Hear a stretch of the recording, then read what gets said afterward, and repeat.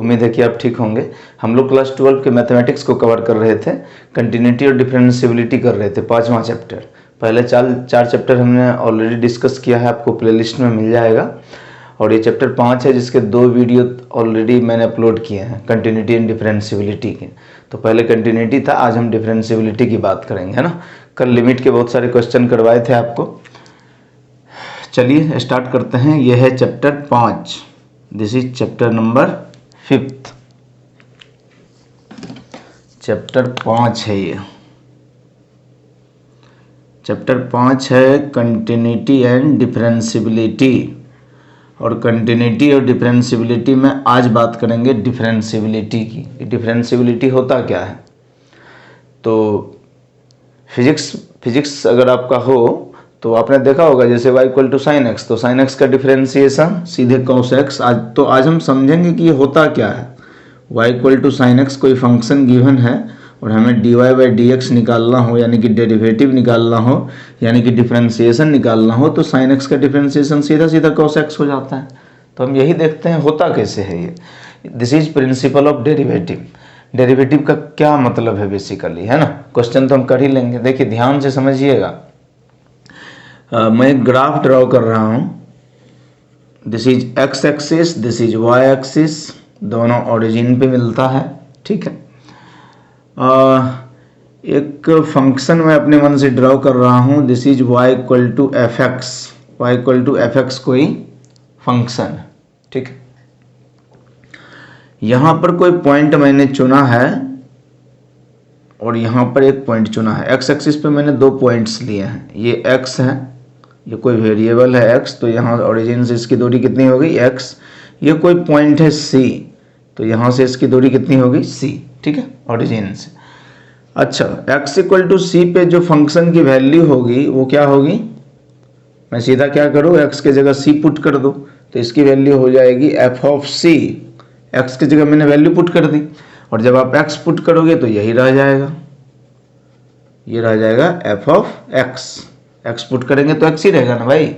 अब क्या करें, ये जो छोटा सा फिगर दिख रहा है आपको, यहाँ पर एक ट्रायंगल ड्रॉ करिए आप। ऐसा ट्रायंगल तो नहीं है बेसिकली, क्योंकि ये कर्व है। मान लीजिए यहाँ 90 डिग्री बन रहा है। अच्छा, ये डिस्टेंस कितना होगा? ओरिजिन से ये x है, ओरिजिन से ये c है, तो व्हाट इज दिस? ये हो जाएगा x माइनस सी, ये हो जाएगा x माइनस सी। अच्छा, ये कितना हो जाएगा? What is this? ये टोटल एफ एक्स है, ये एफ ऑफ सी है, तो बीच में ये क्या बचा?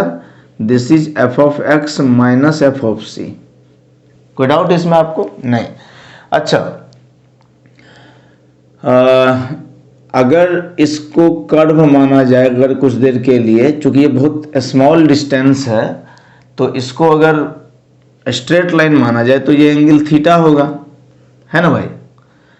और टेन थीटा को हम लोग स्लोप कहते हैं। टेन थीटा की वैल्यू निकालिए। आपको पता भी होगा कि ट्रिगोनोमेट्री में साइन कॉस टेन, साइन होता है पी अपॉन एच, कॉस होता है बी अपॉन एच, और टेन होता है पी अपॉन बी। पाकिस्तान भूखा प्यासा, हिंदुस्तान हरा भरा, ऐसे हम याद रखते थे 10th क्लास में। आप तो अब सीनियर हैं, तो टेन क्या होगा? P upon B, perpendicular upon base. तो टेन थीटा इज परपेंडिकुलर, तो परपेंडिकुलर कौन होगा? थीटा के सामने वाला, यानी कि ये। तो tan theta is F of x minus F of C, और अपॉन में क्या होगा? बी। बेस कौन है? X minus C. अरे राइट एंगल ट्रायंगल में 90 के सामने हाइपोटेनस होता है ना भाई। 90 के सामने वाला हाइपोटेनस माना जाता है, थीटा के सामने परपेंडिकुलर, जो बच गया वो बेस। पता ही आपको। तो tan theta is simply P upon B, मैंने वैल्यू रख दी। मजे की बात यह है कि जिसको आप टेन थीटा बोलते हो ना, इसी को हम स्लोप बोलते हैं कोऑर्डिनेट ज्योमेट्री में। 11th में पढ़ा होगा आपने। सो this is basically slope of tangent या स्लोप ऑफ कर्व। ये जो कर्व दिया हुआ है ना आपको, ये जो फंक्शन दिया है उसका स्लोप है ये। क्या? Tan theta. या ये स्लोप को डायरेक्शन भी कहते हैं। जैसे आपको यहाँ से मान लीजिए पटना जाना हो, यहाँ से आपको कलकत्ता जाना हो, यहाँ से आपको केरल जाना हो, तो आप कैसे जाओगे? तो एक पर्टिकुलर डायरेक्शन है ट्रेन के जाने का, फ्लाइट के जाने का, रोडवेज, सी वेज।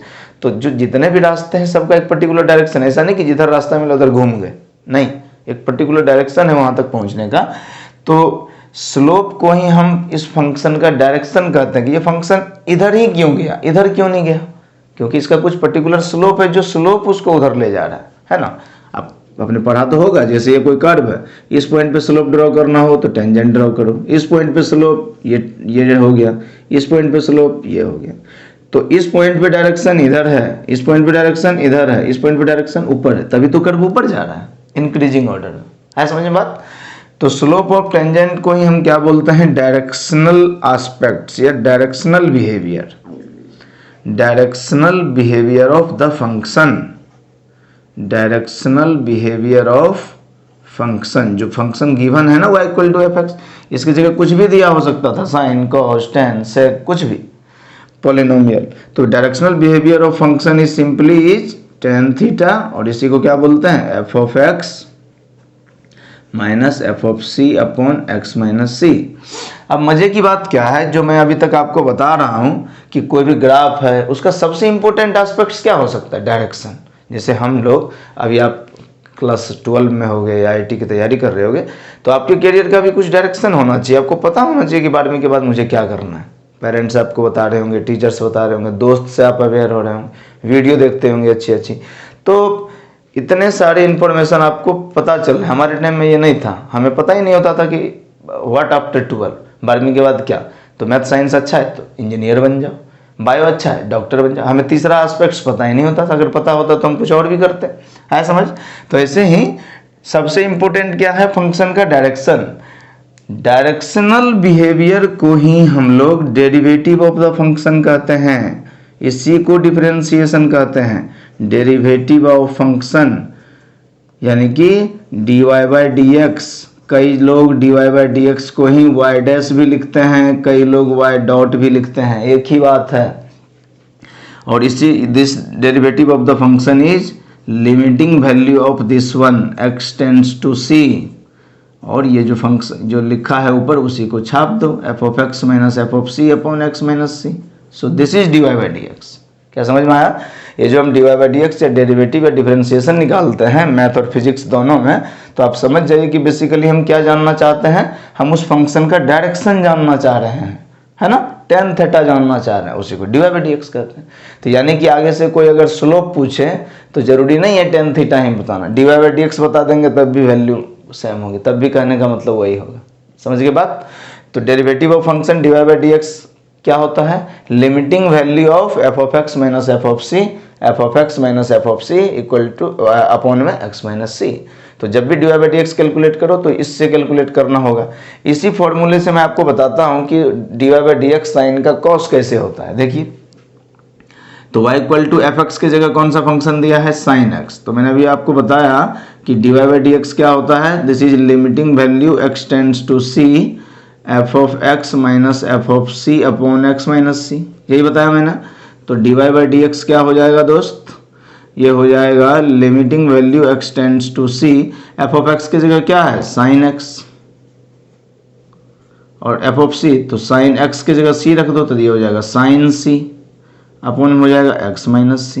एक्स की जगह c पुट करिए, sine c minus sine c upon c minus C. 0/0 form है, इनडिटर्मिनेट फॉर्म है, तो क्या करना होगा, तो इनडिटर्मिनेट के लिए जो रिस्पॉन्सिबल एक्सप्रेशन है उसको एलिमिनेट करना होगा, बाहर करना होगा। कल लिमिट के क्वेश्चन में आपको बताया था ये सब, मैंने वीडियो देखिएगा 25-30 मिनट का।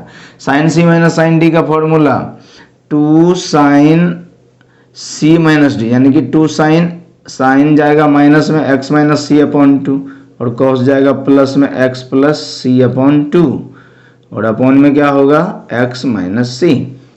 अब बताइए x की जगह c रखे हैं तो c यहाँ c प्लस सी, ये तो जीरो नहीं हुआ, तो नहीं होगा, सही है। ये जीरो के लिए कौन रिस्पॉन्सिबल है, x माइनस सी, तो x की जगह c रखो, c माइनस सी 0, साइन 0 0, नीचे में भी c माइनस सी 0, तो 0/0। तो साइन, मेरे कहने का मतलब ये कि limit x tends to 0, sine x upon x की वैल्यू क्या होती थी, सीधा 1। साइन के साथ जो एक्सप्रेशन है वो नीचे हो तो इसकी वैल्यू सीधे सीधे क्या 1। तो x माइनस सी अपॉन 2 है तो नीचे भी क्या बना दें, अपॉन 2 बना दें। अपने मन से 2 लाए हैं तो यहाँ भी 2 लाओ। अब इसकी वैल्यू क्या हो गई, सीधे सीधे 1, क्योंकि 0/0 हो रहा है ना। इस फंक्शन से, तो 0/0 इसकी वैल्यू 1 हो गई सीधा, 2 से 2 कट गया, तो क्या हो गया dy/dx दोस्त, x की जगह c पुट कर दो, c + c 2c, 2c/2, 2 cut गया, तो ये हो गया cos c, और dy/dx अगर हमको x पे निकालना हो तो c की जगह x लगा दीजिए। तो क्या साइन का डिफरेंशिएशन cos आया, तो आगे से हम याद रखेंगे सीधा सीधा कि साइन का डिफरेंशिएशन cos होता है। समझ में आया होगा आपको। तो dy/dx का ये मतलब है। अब इसको नोट डाउन करिए, फिर मैं आपको कुछ फॉर्मूले बताता हूँ, फिर हम क्वेश्चन करते हैं, ठीक है। इसी को बोलते हैं प्रिंसिपल ऑफ डेरिवेटिव। तो ये dy/dx का क्या मतलब है, इसका मतलब है कि हम डायरेक्शन जानना चाह रहे हैं, हम स्लोप निकालना चाह रहे हैं, है ना। जितने भी इंडस्ट्री हैं कॉस्मेटिक, अब बोलोगे डेली लाइफ में इन सब का क्या यूज है, तो जितने जैसे कॉस्मेटिक्स इंडस्ट्री है, मान लीजिए कि आपकी क्लास में 50 बच्चे हैं, तो 50 बच्चे के स्किन की प्रॉपर्टी अलग अलग होगी, किसी का ऑयली स्किन होगा, किसी का ड्राई स्किन होगा, है ना। लेकिन किसी को किसी क्रीम से एलर्जी हो सकती है, किसी को डस्ट से एलर्जी होता है। अगर इतने तरह का स्किन है तो सोचिए कि कॉस्मेटिक्स इंडस्ट्री में जो क्रीम बनते हैं, जो पाउडर बनता है ना, लिप बाम बनते हैं, जो आप लोशन यूज करते हो, बॉडी लोशन, स्प्रे यूज करते हो, आप सोचो कि जब सबके बॉडी की प्रॉपर्टी अलग अलग है तो ऐसा कैसे ये लोग प्रोडक्ट बनाते हैं जो सबके स्किन के लिए सही है। ऑयली स्किन वाला भी लगा रहा है, काला नहीं, काला तो डिस्क्रिमिनेशन हो गया, मतलब किसी भी तरह के स्किन वाले पर्सन पर वो क्रीम वैलिड है, वो लगा रहा है, ठीक है, कुछ नहीं हो रहा। आप टर्मेरिक लगा रहे हैं, आप पॉन्ड्स लगा रहे हैं, लेकिन ठीक है, कुछ नहीं हो रहा आपको। तो इसका मतलब है कि कॉस्मेटिक्स इंडस्ट्री में कुछ टेक्निक यूज किए जा रहे हैं जो सबके लिए वैलिड हो, यही यूज करते हैं कॉस्मेटिक्स में। क्या यूज करते हैं, डिफरेंशिएशन। क्योंकि डिफरेंशिएशन का मतलब है कि भविष्य जानना, डायरेक्शन जानना, कि अभी अगर चीज़ें पता हैं तो 5 साल के बाद क्या होगा। मान लीजिए कोई कंपनी अभी 100 रुपये कमा रही है, इतना 80 रुपये उसका खर्च है, तो कैलकुलेट करके बताओ कि 5 साल के बाद उसका ग्रोथ क्या होगा, तो कौन बताएगा, डिफरेंशिएशन बताएगा। समझ में आया बात आपको। तो कॉस्मेटिक्स इंडस्ट्री में भी वो भी क्या करते हैं, प्रोडक्ट क्रीम पाउडर बनाते समय, लिपस्टिक बनाते समय क्या करते हैं, वो बहुत सारे वेरिएबल ले लेते हैं कि अलग अलग स्किन है, तो फिर वो कंप्यूटर जनरेटेड एक सॉफ्टवेयर है जिससे पता चलता है कि आगे चल कर के अगर ऐसा ऐसा स्किन है तो ऐसा क्या हो, जो मतलब क्रीम कैसा हो जो सबके लिए वैलिड हो। मतलब आप डायरेक्शन, भविष्य को कंट्रोल कर रहे हैं ना, क्योंकि ये क्रीम जाएगा, अलग अलग लोगों पे अप्लाई होगा और सब लोगों के लिए सही हो।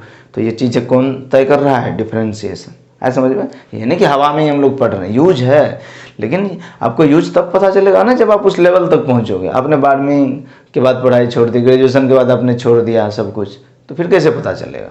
तो थोड़ा सा वेट करना चाहिए। चलिए, तो जैसे साइन का डिफरेंशिएशन मैंने आपको कॉस किया बताया, ऐसे ही सारे डिफरेंशिएशन हम ऐसे ही कैलकुलेट कर सकते हैं इस फॉर्मूले से। लेकिन कुछ रिजल्ट आपको याद रखने चाहिए, है ना। तो मैं इधर फंक्शन लिख रहा हूँ, इधर मैं लिख रहा हूँ फंक्शन, और इधर लिख रहा हूँ फंक्शन का डिफरेंशिएशन या उसका डेरिवेटिव। तो आप याद रखिएगा dy/dx, और फंक्शन मतलब y, ठीक है। पहला नंबर y = x के पावर n है, तो इसका डिफरेंशिएशन बताओ dy/dx क्या होगा। सीधा x के पावर n मतलब x के पावर 2, x के पावर 3, कुछ इस टाइप का, x वेरिएबल है, तो सीधा n इधर आके मल्टीप्लाई हो जाएगा nx n-1। अभी हम यूज करेंगे इन सब फॉर्मूले को, अभी बस आप लिखते जाइए। y = अगर a पर पावर x रहे, x और a पे क्या अंतर है, x की वैल्यू कुछ भी हो सकता है, सॉरी x तो वेरिएबल है, पावर कुछ भी हो सकता है, 2, 3, 4, -1, -2। a हमेशा कांस्टेंट है, समझ गए, a हमेशा क्या है, कांस्टेंट है। तो पहले तो एक्सपोनेंट ही देख लेते हैं, e मतलब एक्सपोनेंट, तो dy/dx पे कोई चेंज नहीं आता, एक्सपोनेंशियल फंक्शन के dy/dx पे कोई भी चेंज नहीं आता। y = a पर पावर x रहे, a मतलब a की वैल्यू 2, 3, 4 हो सकती है। इस समय वेरिएबल x है, लेकिन मतलब ऐसा समझिए कि ये 2 पे पावर x है, तो इसका डिफरेंशिएशन क्या होगा, e तो हमेशा e ही है, एक्सपोनेंट ही है, लेकिन a की वैल्यू चेंज हो सकती है, 2, 3, 4, तो इसका डिफरेंशिएशन भी वही रहता है, लेकिन साथ में log a मल्टीप्लाई हो जाता है। तो ये सब थोड़ा सा मेमोराइज करेंगे, याद रखेंगे। y = log x, log x का डिफरेंशिएशन 1/x होता है, याद रखेंगे सीधा सीधा, तब खटाखट क्वेश्चन बनेगा आपसे। y equal to sine x, अभी बताया था साइन एक्स का डिफरेंशिएशन सर कॉस एक्स। अच्छा, तो अगर ये बताइए कि अगर साइन का डिफरेंशिएशन कॉस है तो कॉस का डिफरेंशिएशन क्या होगा? साइन का डिफरेंशिएशन कॉस, तो कॉस का डिफरेंशिएशन क्या हो जाएगा? माइनस साइन एक्स, याद रखना है। अच्छा, टेन एक्स हो तो उसका डिफरेंशिएशन क्या होगा सर? तो टेन एक्स का डिफरेंशिएशन सीधा सीधा सेक स्क्वायर एक्स, और y equal to cot x का डिफरेंशिएशन, इसका डिफरेंशिएशन सीधा सीधा माइनस कोसेक स्क्वायर एक्स। और बताएं क्या? और बताते हैं, y equal to sec x है, सेक एक्स का differentiation sec x into tan x, y equal to cosec x का डिफरेंशिएशन ये हो जाएगा minus cosec x into cot x. ठीक है, और भी है, जैसे जैसे यूज होता जाएगा हम बताते रहेंगे, लेकिन ये बेसिक फॉर्मूले हैं, यू हैव टू रिमेंबर, आपको याद रखना है। जैसे क्वेश्चन मैं अपने मन से कुछ क्वेश्चन क्रिएट कर रहा हूँ। मान लीजिए y इक्वल टू फंक्शन दिया हुआ है x के पावर 3, सेकेंड क्वेश्चन है y इक्वल टू एक्स के पावर रूट एक्स है मान लीजिए, तीसरा क्वेश्चन है y इक्वल टू एक्स के पावर -1/3। ये तीन क्वेश्चन है, इसका डिफरेंशिएशन कैलकुलेट करिए। सीधा सीधा देखिए, x का पावर 3 है, कौन सा फॉर्मूला? x का पावर n है, ये वाला फॉर्मूला। आपका क्या मतलब? अच्छा, x y equal to root x, root का मतलब कितना? पावर हाफ, याद रखिएगा, रूट मतलब पावर कितना है? हाफ है। तो तीनों में देखिए वेरिएबल x है और x का पावर n है, तो कौन सा फॉर्मूला लगेगा भाई? पहले रिजल्ट को यूज कर लीजिए। तो इसका डिफरेंशिएशन dy/dx क्या हो जाएगा? x के पावर n है तो n आके इधर मल्टीप्लाई हो जा रहा है, 3 इधर आके मल्टीप्लाई हो जाएगा, 3 गुना x पर पावर 3 माइनस 1। देखिए क्या यही फॉर्मूला नहीं है? जो पावर में रहे वो लेफ्ट में आके मल्टीप्लाई हो जा रहा है और पावर में से 1 माइनस हो रहा है, तो 3 इधर आके मल्टीप्लाई हो गया और 3 में से 1 घट गया, तो ये हो जाएगा 3x²। So this is the answer, खत्म बात। इसको देखिए, इसका डिफरेंशिएशन आपको कैलकुलेट करना हो तो मैंने क्या बताया? x पे जो पावर है हाफ है तो हाफ इधर आ गया, और इधर x पे जो पावर है उसमें से 1 घट जाएगा, तो ये हो जाएगा 1/2, x के पावर हाफ में से बन गया माइनस हाफ। अच्छा, ऊपर में अगर माइनस हाफ है, ऊपर में पावर x माइनस हाफ है तो नीचे आके प्लस हो जाएगा, तो ये हो जाएगा 2 इंटू एक्स के पावर हाफ, यानी कि 1/2। एक्स के पावर हाफ मतलब रूट एक्स, सीधी बात।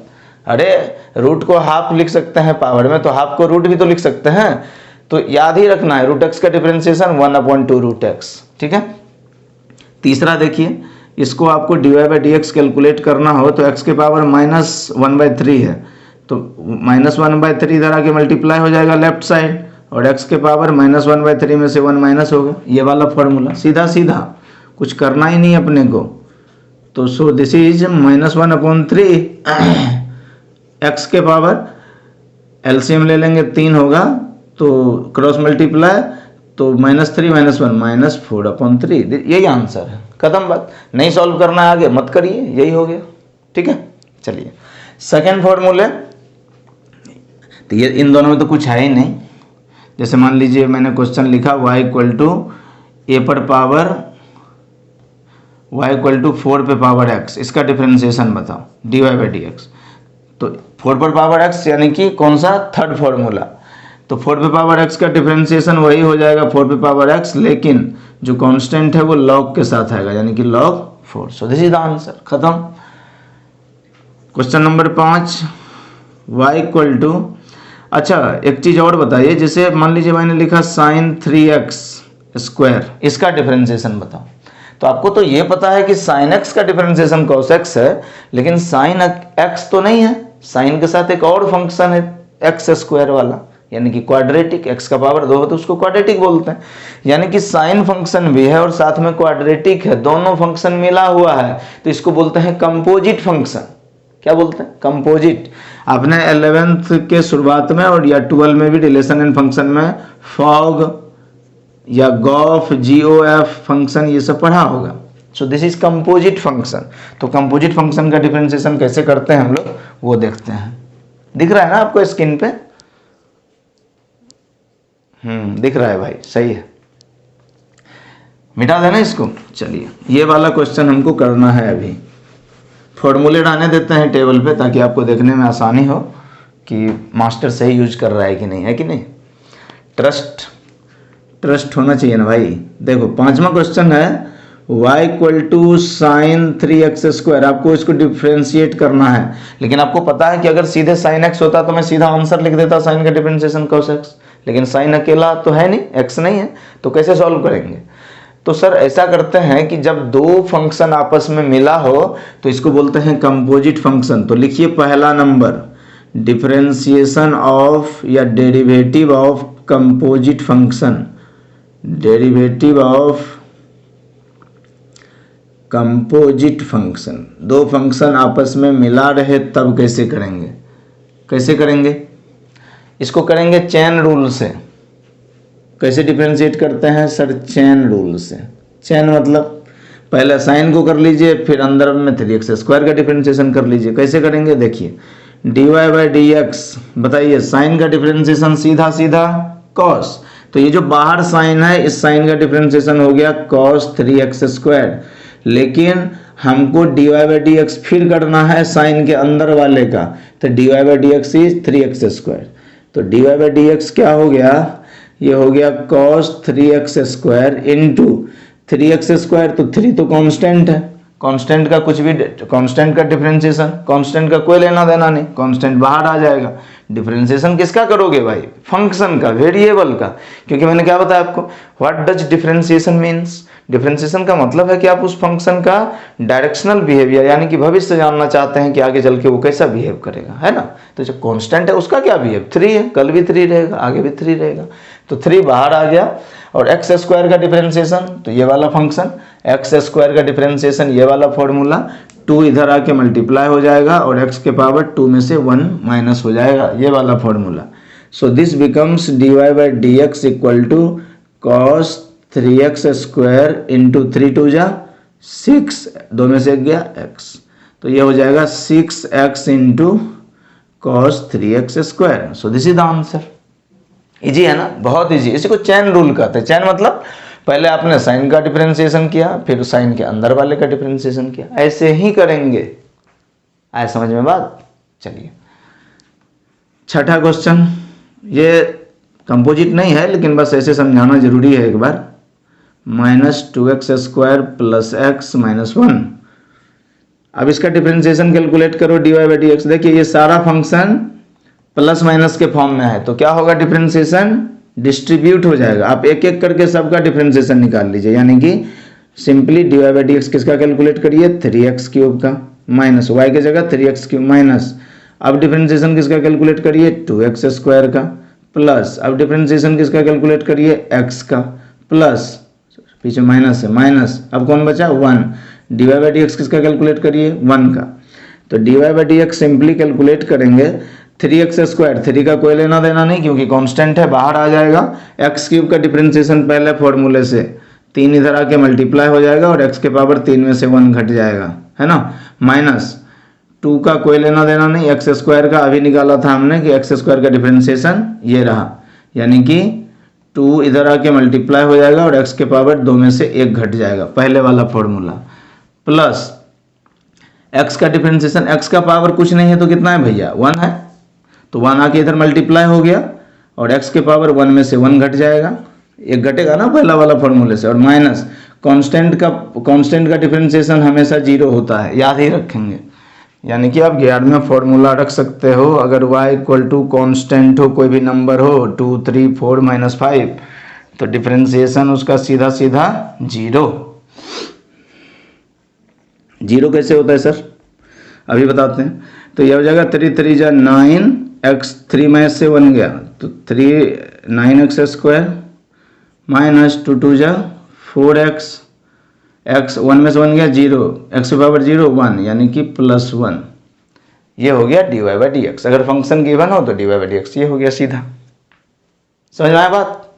चलिए, तो डिफरेंशिएशन इस तरह से डिस्ट्रीब्यूट हो सकता है।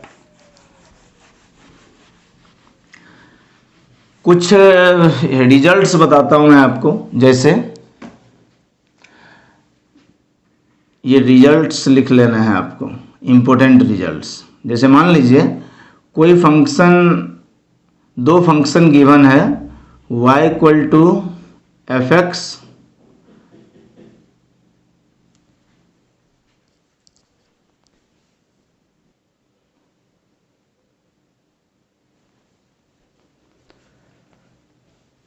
चलिए देखिए, तो कौन कौन से रिजल्ट्स याद रखने हैं आपको।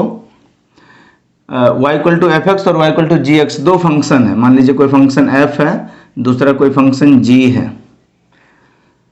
आपके बुक में मैंने f और g लिखा है ना, आपके बुक में u और v दिया रहेगा कि कोई फंक्शन u है और दूसरा फंक्शन v है, तो इसका डिफरेंशिएशन करो तो क्या होगा, मतलब dy बाई डी एक्स अगर करें तो क्या होगा, तो क्या होगा अभी बताया ना कि प्लस या माइनस में रहे तो डिफरेंशिएशन सीधा सीधा क्या होता है, डिस्ट्रीब्यूट हो जाता है। तो d o upon d x हो जाएगा एक बार में, प्लस है तो प्लस, माइनस है तो माइनस, एक बार भी का डिफरेंशिएशन हो जाएगा। जैसा भी क्वेश्चन करवाया था कि अगर प्लस और माइनस में फंक्शन रहे तो डिफरेंशिएशन डिस्ट्रीब्यूट हो जाएगा सिंपली। दूसरा अगर मल्टीप्लाई के फॉर्म में रहे दो फंक्शन तब क्या करेंगे, ये इंपॉर्टेंट, वेरी इंपॉर्टेंट, याद रखिएगा।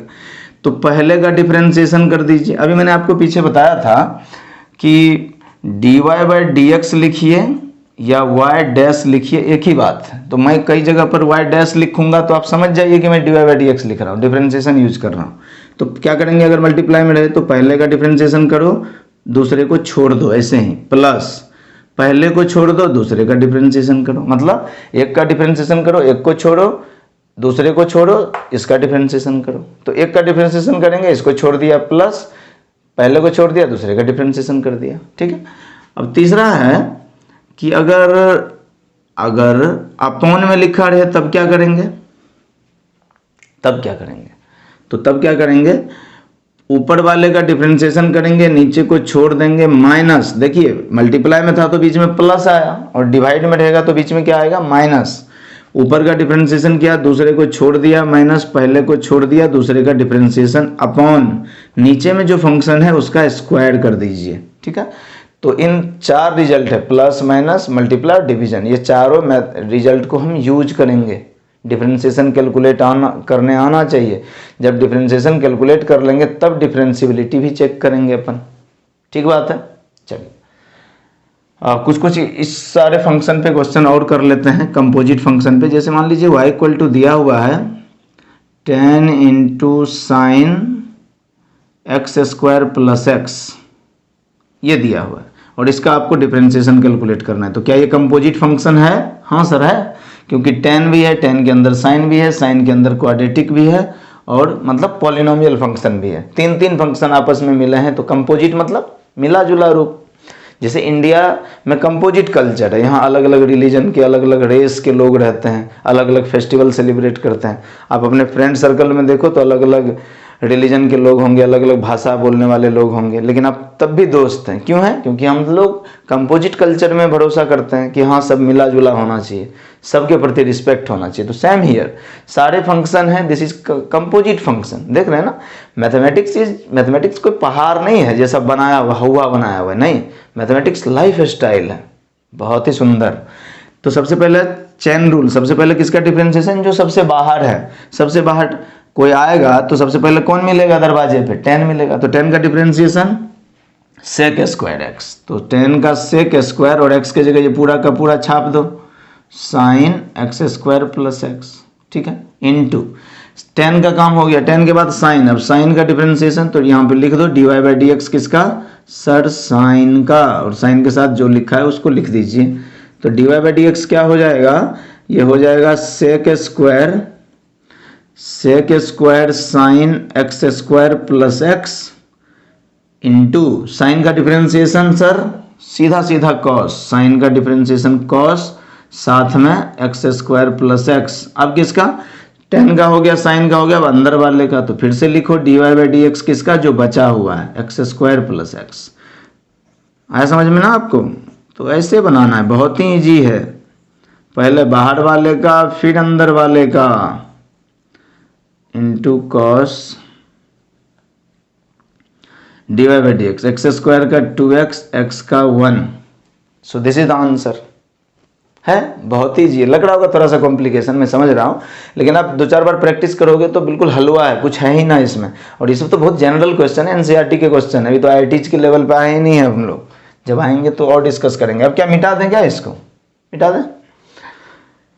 आपके पास फॉर्मूले लिखे हुए तो हैं, आप देख लेना, क्योंकि क्वेश्चन कर रहे हैं अब हमें। एनसीईआरटी के कुछ क्वेश्चन कर लेते हैं अच्छे अच्छे, फिर उसके बाद स्टैंडर्ड की ओर बढ़ेंगे, ठीक है। एनसीईआरटी एक्सरसाइज 5.2, एनसीईआरटी का एक्सरसाइज 5.2 पलटिए, मैं फटाफट बताता हूँ। पहला है साइन एक्स स्क्वायर प्लस 5, पहला question. y equal to sine x square plus 5, इसका डिफरेंशिएशन कैलकुलेट करिए। साइन का डिफरेंशिएशन कॉस, क्या ये कंपोजिट फंक्शन है?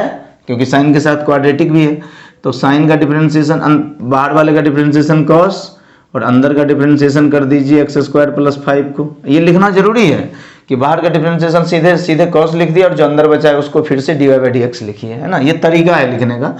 जब आप मास्टर हो जाओगे तो आपको ये भी लिखने की जरूरत नहीं, सीधा आंसर लिखना आप। Cos x square plus 5 into x square का डिफरेंशिएशन 2x। क्यों 2x? x का पावर 2 है, तो कौन सा फॉर्मूला? x के पावर n वाला formula, nx n-1।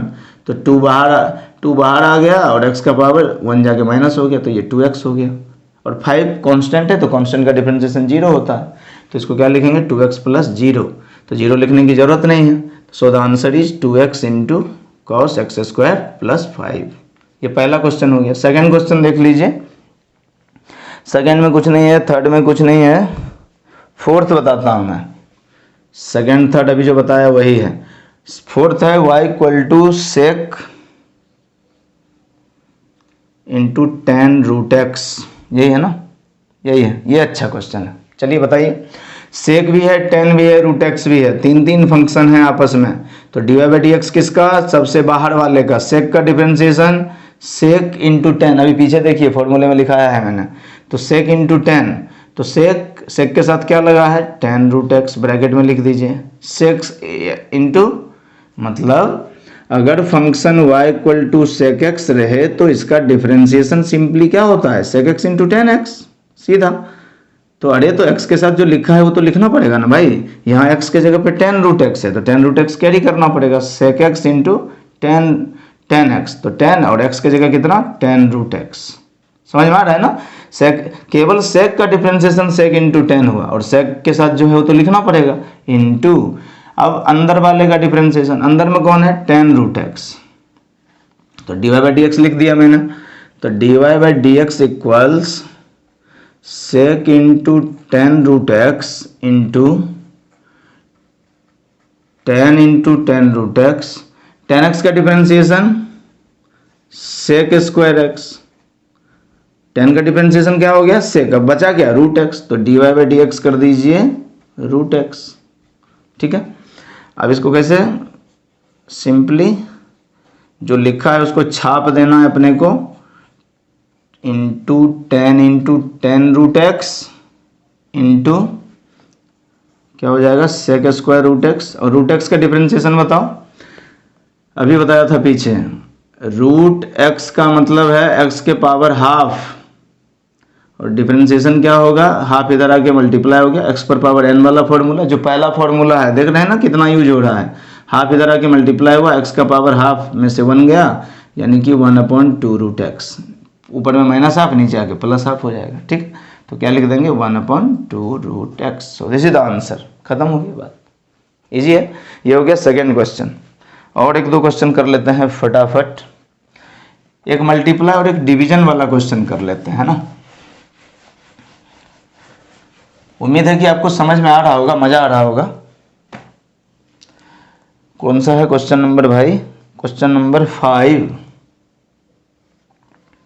y equal to दिया हुआ है sine A X plus B, sine A X plus B upon cos C X plus D.